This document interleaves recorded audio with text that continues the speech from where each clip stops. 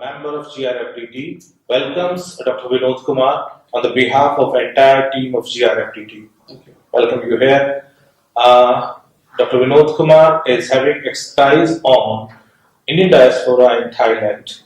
Today I will have interaction with Dr. Vinod Kumar on various issues of diaspora, culture, accommodation and assimilation areas.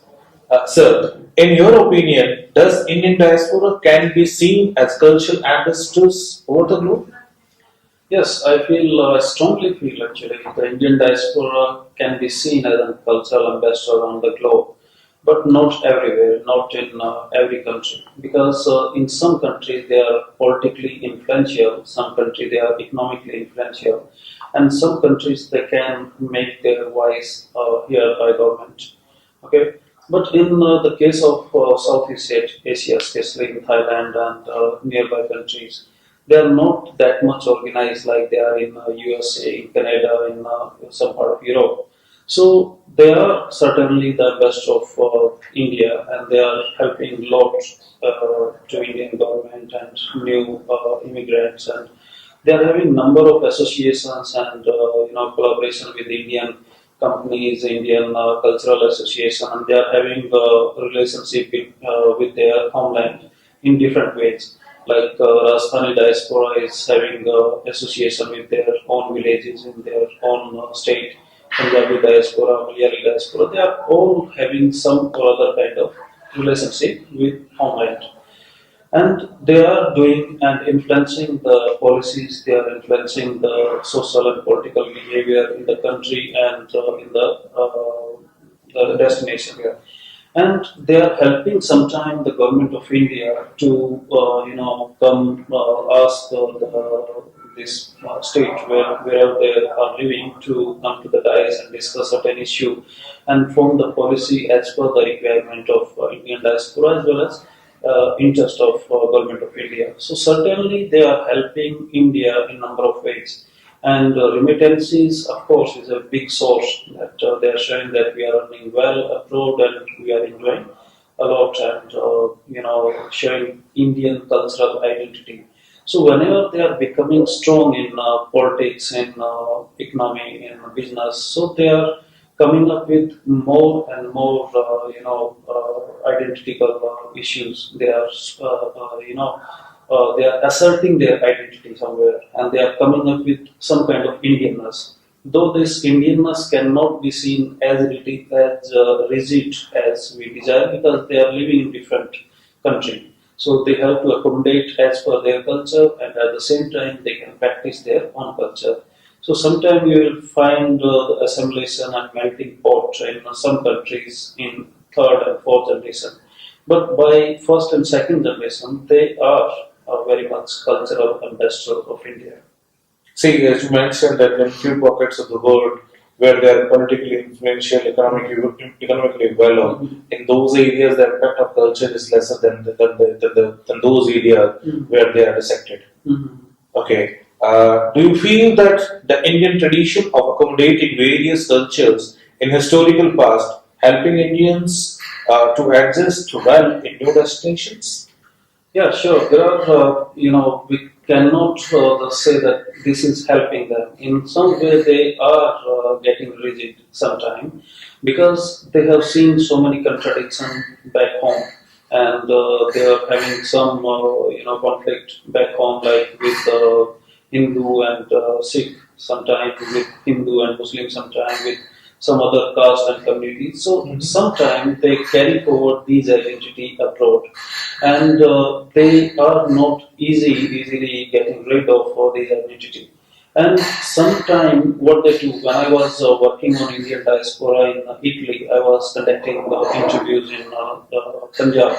So these people, they were from SC, scheduled caste background. They were telling that it's not easy to get out from the caste biases even abroad, even in Europe.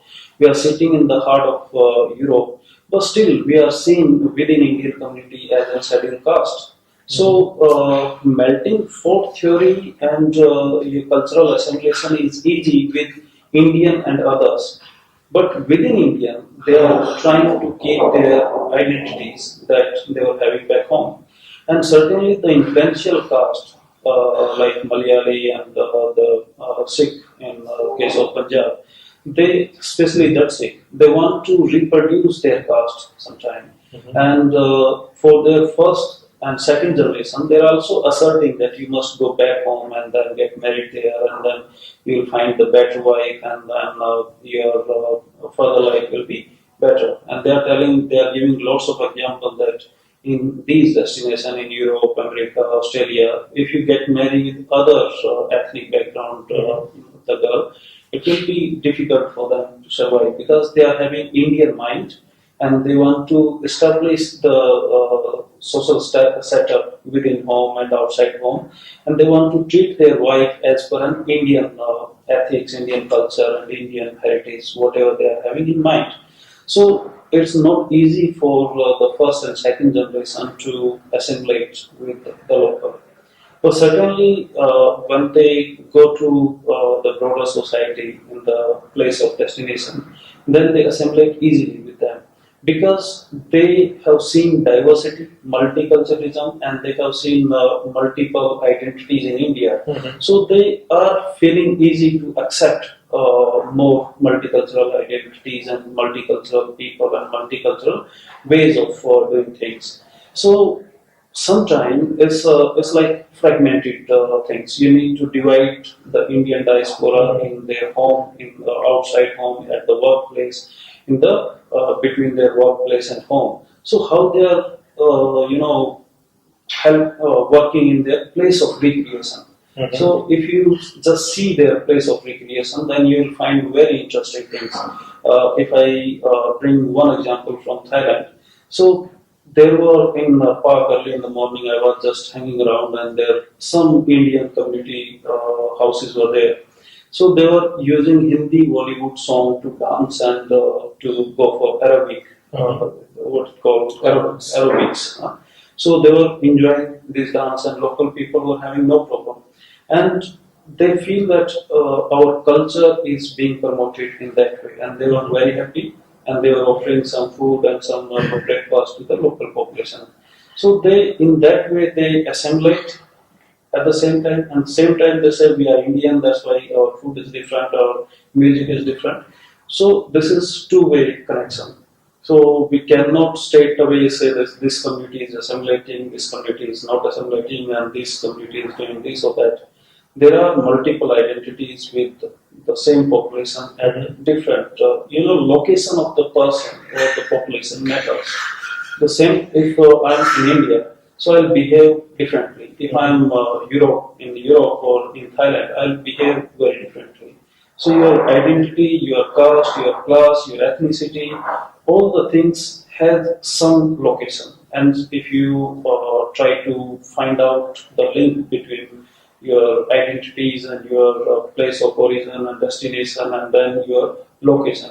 Location means where you situate yourself while you interact with somebody. So these things you need to keep in mind. Then you can understand easily about Indian diasporic mind. Okay. See, that means with accommodation, assimilation is also going on certain extent, right? Yes. Okay. As you have done your research on Indian diaspora in Thailand, I just want to know that how Indian communities existed in new socio-cultural milieu of Thailand.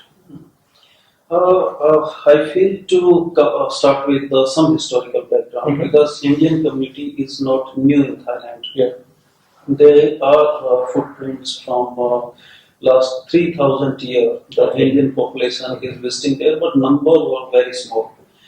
And in the time of Chola, that was 840s and 50s, and till 1300 approx, there were a number of Tamilian migration from India to Thailand and further places. And why they are going there? Because their king was having some kind of relationship. Yes, they were having a trading relationship. They were having some kind of cultural relationship, and the Chola Empire was influencing the the elite of Thailand. and he was having some kind of relation with local kings and local priests and population.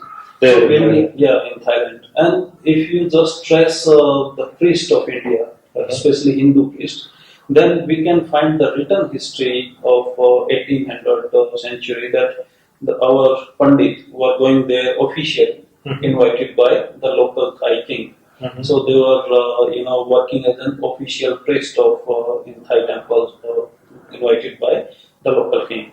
So after in 1904 and 5, there were a great famine in Punjab and some part of northern India, and there were number of other disturbances in other part of India also.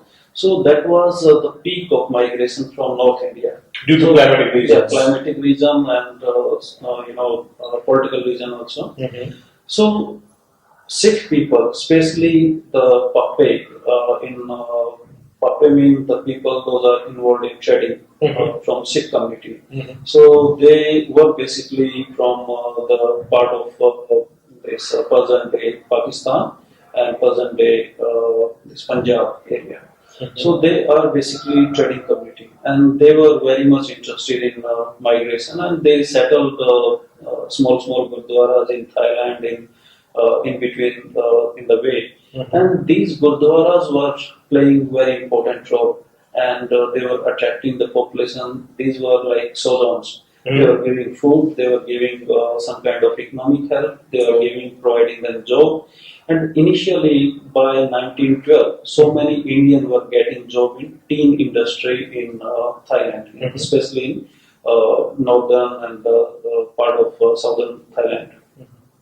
So after a few years, what was happening? So many Indians settled down there, and then they start working there, and then they feel that Thailand is not very different than India because of the climate is about same, the food is not very much different, and the language was the only barrier. Because language of Thai language is borrowed from Tamil and Sanskrit. So if you understand Sanskrit a little bit, it's very easy for you to understand Thai language. And that was the basic and very important barrier for Indian diaspora. So they start exploring language, and slowly they were settling down in the culture. And the local people was very accommodative, and they were helping Indian population in number of ways. So they were trying to get assimilated by learning the language, and language was opening all kind of doors for them. The rest of the cultural stuff, because they borrowed the Thailand borrowed from India long back, so they were feeling so many similarities with Indian culture and Thai culture. And the Buddhism is, their, point of interaction, where they are feeling that Hinduism and Buddhism is not very different from each other. And we are happy with each other, and our cultural affiliation is same, our background is same. Buddha is from land of India, and so the local population was telling, if the Indian are coming, then we must welcome them because they are from the land of Buddha. So there were a number of stories, number of mythical, these stories and mythical, characters. They were borrowing from India, from Mahabharata, from Ramayana, from Gita, and a number of other ancient scripture of India. So culturally, it was very easy for Indians to settle down there. And they were, assimilating with local population. At the same time, the Chinese were also coming to Thailand, because Thailand was, and still Thailand is very, free country. They are giving freedom for everything. You can practice your culture, you can practice your religion, you can practice your economic stuff, whatever you like. So Chinese were also coming. So there were bit conflict between Indian diaspora and Chinese diaspora. And later on, the Chinese were very much interested in agriculture, and Indian, because they were from very particular background, so they were interested in trade. So they were getting some kind of separation from each other, and they were settling down. And I visited Thailand in 2008 and 2009, and later on so many times. So I feel that Indian, Chinese, and local Thai, they are feeling very comfortable with each other despite having some kind of ethnic differences. and they are having little problem in the southern Thailand, in the province called Patni and nearby province, because of some kind of radical Muslim and Islamist group. They are having confrontation with the local Buddhist population, and sometimes they are having problem with Hindu population. So the majority of the Hindu population is coming back to Bangkok, Pattaya, and Tiptree, important So destinations. compared to Yeah. the peaceful area. Yeah, peaceful area. Yeah. So that is the major story of Indian diaspora in Thailand. So it's very peaceful settlement. There's no much conflict, and the local women are very comfortable with Indian diaspora to get married and settle down. So the historical linkages, help them to accommodate Yeah. them very easily. Yes. Okay. What is the cultural composition of Indian diaspora in Thailand? If you start again from history, then the more Tamilian people are there, and they are Still they're dominating. Yeah, still they are Punjabi and Tamilian. Two groups are dominating in Thailand, and both are having their street.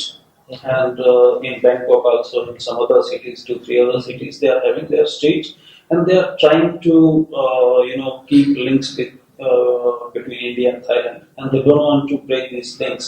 They are keeping these links by marriage, by visiting back in the marriages, and by trade, by business, by ethnic business is also very important to understand this linkage, because they are selling ethnic goods. Indian chai is very famous there because local Thai people, they don't like tea as we drink in India.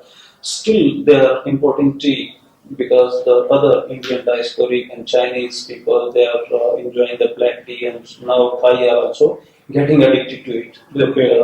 So the Thai people, whenever they feel that they need some food stuff, some clothing, jewelry, then they are coming to Indian market. And the recent development is even the local Chinese background people, they are from Chinese ancestry. They are also coming to Indian market with large number, and these are the melting points for Indian, Thai, and the other population. Yeah. So if you just try to identify or locate Indian diaspora with respect to their culture, then there are three major groups.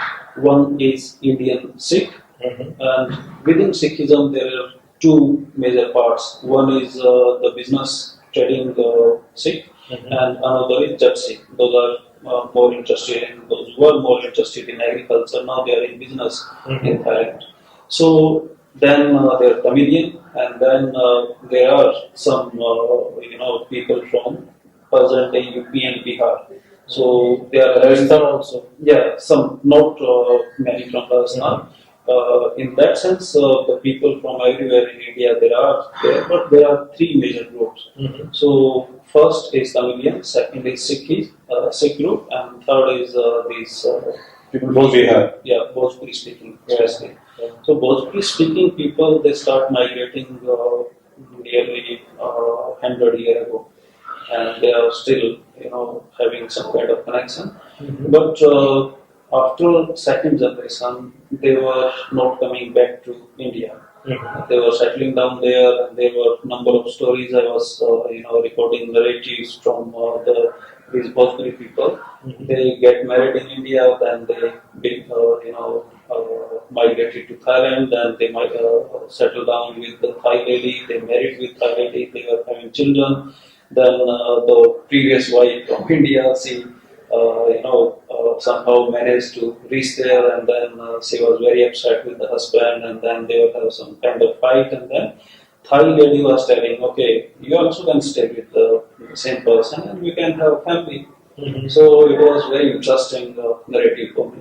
So in that sense, I find that Thai population is very free-minded, very open-minded, and they accept the diversities, and they accept the changes in their culture and their whole cultural setup. So that was a very interesting thing.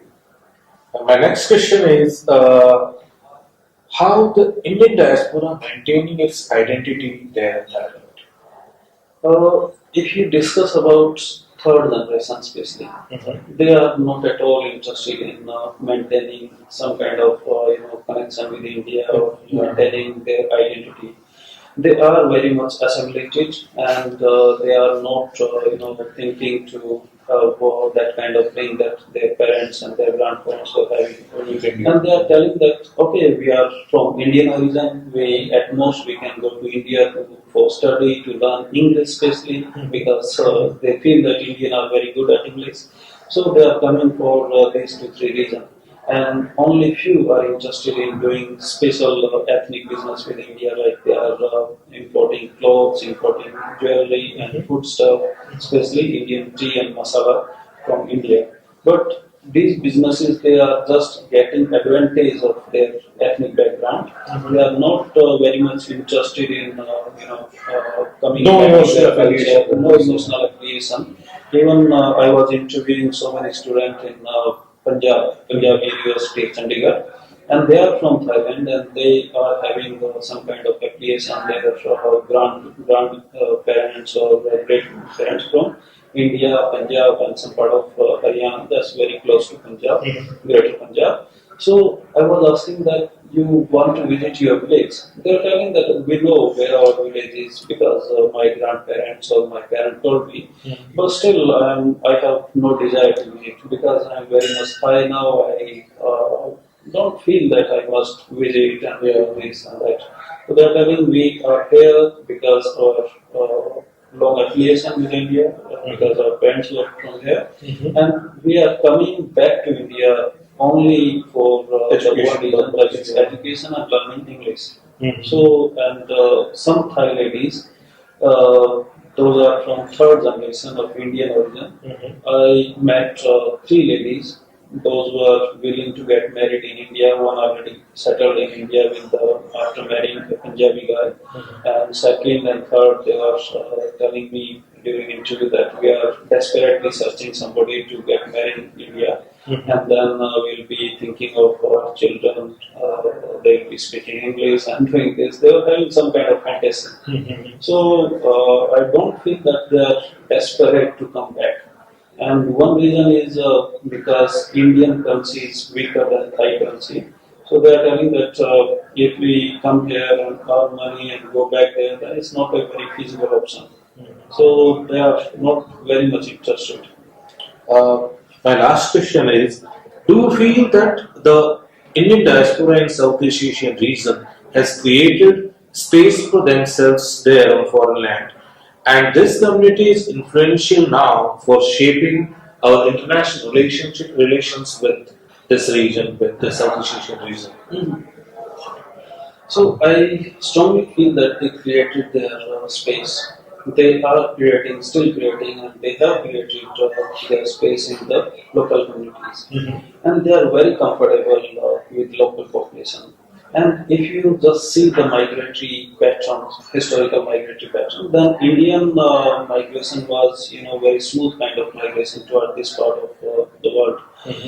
And they have created their temples, their gurdwaras, and all other kind of recreational activity centers. And the local population also not having any kind of problem with the Indian origin people, and they are having a good relationship. They are enjoying with each other, and not much problem with. And the space they created is very unique and different. They are telling that we are, very much assimilated and we are part of the local community and we are local now. Okay, they sometimes they don't even want to recognize themselves with their background and ethnicity, except few cases like in their business or whenever they migrate back to India. And if you want to understand the historical correlation between with respect to today's socio-economic, political, and cultural relationship, then we are just understand why this new highway route that we are connecting India, Myanmar, and northern part of Thailand. And in the northern part of Thailand, there were other Force people. They were living there. They were having some kind of affairs, and then British came, and then there were some problem between British, Indian, and the local population. And the Indian currency was, just by 1985, the Indian currency was being used by local trading systems. So Indian economic system was influencing their economic system. Now the Indian political system is somewhere influencing because their politicians are visiting back to India so many times, and their king was very much interested. Now the lady, the daughter of the king, Soni, she is also coming back to India, and she is trying to collaborate on so many issues with India in education, agriculture, business, and a number of other issues. She is also trying for person-to-person contact by signing MOU with the university student access program and the teacher exchange program, but it is not happening due to number of other political reasons. But whenever Indian government is trying to do some kind of political or economic relationship with the local population, local government, Thai government, then the Indian diaspora, especially those are situated in Bangkok, they are politically active, and there were approx 15 Indian origin people. They become MP, MLA, and They are entering in political space also. yeah. So if you find their background, then they again are these Canadians and Sikh. Only two community people, they are more interested in politics. So they were also helping government of India to form, to come up with some kind of relationship with Thailand and India. So whenever I look to Indian diaspora in Thailand, so there are a number of mixed feeling, mixed cultural responses are coming. But if you look at economic and political level, if you want to assess the Indian diaspora in the sense of economic And political it's relationship or it's representation? representation or relationship mean how they are acting while we are trying to interact with this country. So they are not very active in these two fronts. And on the cultural front, they are active in some pocket, not everywhere. But they are very happy that they have assimilated and they are enjoying their life with the local population. And they are not feeling that they are very different from the local population and they are having very different background. Since they are sharing the cultural affiliation, their language, the Thai language is very similar, and their religious system is also not very different. So they are telling that we are very comfortable in this free country and we are enjoying our life. Okay. Thank you, Dr. Vinod Kumar, for sharing your views and sparing your precious time. Thank you very much.